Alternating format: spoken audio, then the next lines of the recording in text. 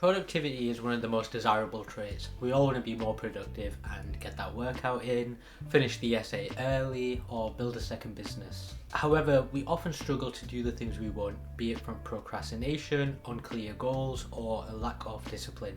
To overcome this, we're often told to work harder or grind through procrastination. But what if I told you the secret to doing more of what matters to you lies in feeling good about it? Hello everyone, I just finished reading Ali Abdaal's Feel Good Productivity, which puts forth this very notion, the idea that in order to do more of what matters to us, we have to increase the feel good feelings surrounding our work. In this video, I'm going to share 4 tips from this book that I found particularly helpful for increasing productivity and feel-good feelings surrounding our work. Ali Abdaal proposes that the key to productivity isn't to hustle more or grind harder, rather it is to make what you're doing more enjoyable. Ali also provides examples of these concepts through the use of studies, personal anecdotes, science and psychology to better illustrate how we can put these concepts into action. Firstly, we'll be looking at how to get started with a project. Secondly, we'll be looking at the power switch.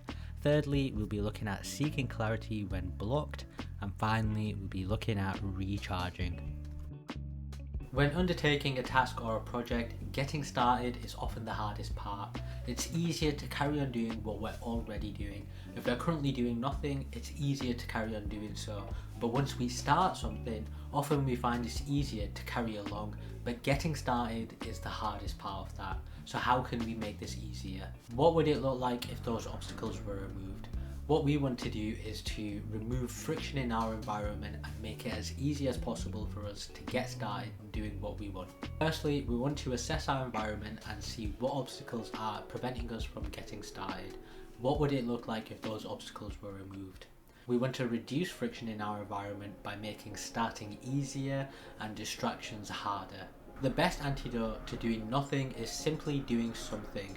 That can be quite difficult, but if you define what your next steps are, you can take those steps and also track your progress towards them so you have tangible evidence that you're working towards your goals. Lastly, if you're still struggling to get started, try out the 5-minute rule. This is where you commit simply 5 minutes towards working on your task.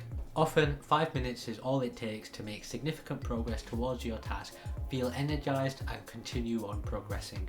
Break down your tasks, track progress and celebrate milestones no matter how small they are. When we think of power in the conventional sense, we often think about having control over things external to us. The power switch in this instance, however, refers to having power, i.e. autonomy over oneself. It's about believing in your ability to perform and achieve. When we believe in our abilities, we perform better and achieve more. Ali supports this by pointing to studies that showed that individuals who had been told they had high exercise ability performed better than their counterparts who hadn't. So the question becomes, how can we turn on this power switch? Firstly, we need to begin with confidence. We often think confidence is fixed, but really it is a very malleable state and one that we have control over. We can increase our confidence by visualizing our success and asking ourselves, what would it look like if I had ability in this task? Can I roleplay as someone who is competent at what I'm doing? Another great way to build up confidence is to level up your skills. Increased competency leads to self-assuredness. Tip number 2 is about seeking clarity. When we're blocked or procrastinating on something, we're often told to simply power through and push ourselves. However, motivation isn't the whole picture. Sometimes we need to dig deeper into what's holding us back. To do this, we can use the unblock method to help uncover the reasons behind our procrastination. This method focuses on eliminating uncertainty by asking why we want to do something, what we're going to do, and when we're going to do it.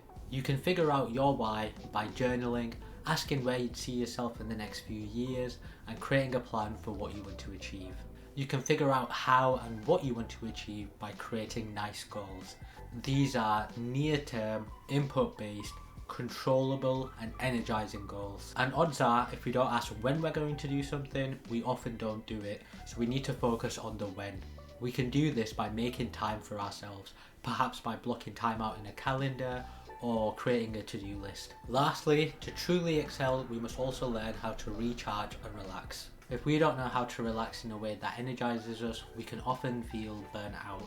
The best way to relax is all about feeling calm. To feel calm, we can find a project or hobby that allows us to feel competent, gives us a sense of autonomy, allows us to feel liberated and feel mellow.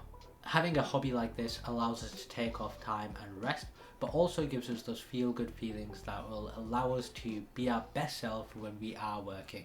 For me, I have quite a few hobbies like this. I like to go to jiu-jitsu, which I feel is great for resting and relaxing.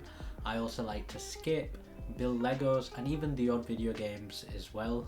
Well, I say odd, but yeah, quite a lot of video games.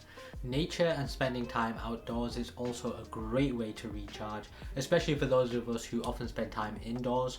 Just going for a walk in a local park, listening to a podcast or some music, I find is absolutely great. And if you're feeling totally depleted, having an allowance towards doing absolutely nothing is totally underrated. I quite like to have a blanket day where the only task I have for that day is to spend time in my bed, eating snacks and watching my favourite movies. We're often told to work smarter and not harder, but rarely do we apply that to our own productivity. We often glamorize and feel like if we want to achieve something, it should be a battle, it should be a slog and something to grind through. That's why I love the ideas put forth in this book, because it dispels those previous notions of having to grind for our goals and rather shows us that we can enjoy the process that leads us towards them. Achieving our goals should be a fulfilling process with a satisfying outcome, and the more we focus on introducing and conserving those feel-good emotions, the more likely we are to stick to that process and eventually achieve our goals over time.